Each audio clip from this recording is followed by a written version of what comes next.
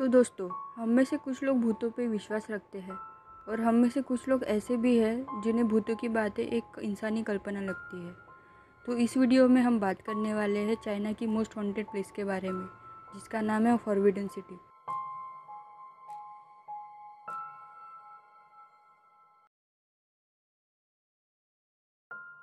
Forbidden city चीन की राजधानी बीजिंग में स्थित एक महल परिसर है। इसे दुनिया की मोस्ट हॉन्टेड प्लेस में से एक माना जाता है। यह चीन के मिंग राजवंश से किंग राजवंश तक का महल था।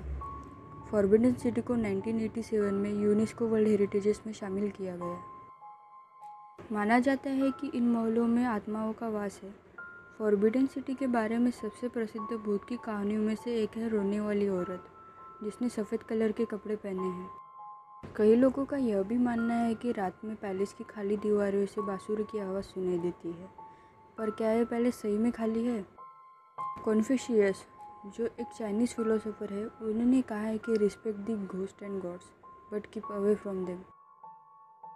चाइनीज़ हिस्ट्री बताती है कि फॉरबिडन सिटी को ऑफिशियली सन 1421 में मिंग सम्राट योंगले द्वारा खोला गया था। बताया जाता है कि इस स्कैंडल की वजह से दुष्ट सम्राट योंगले ने 2800 से अधिक लोगों का कत्ल कर दिया था और तभी से यह पैलेस को श्रापित माना जाता है। उस भयानक घटना के कुछ साल बाद आग ने उस पैलेस को पूरी तरह तबाह कर दिया।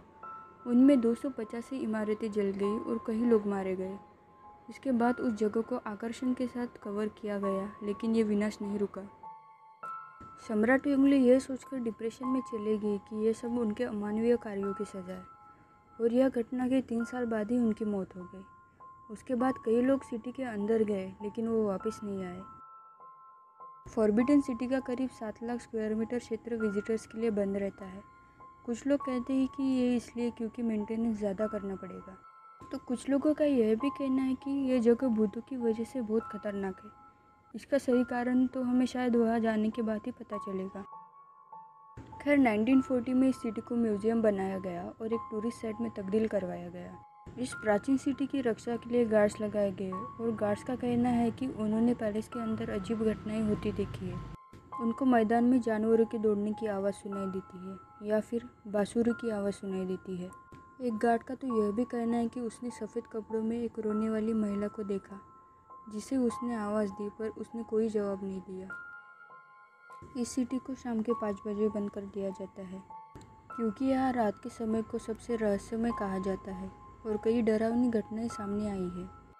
तो ये थी फॉरबिडन सिटी की रहस्यमय कहानी।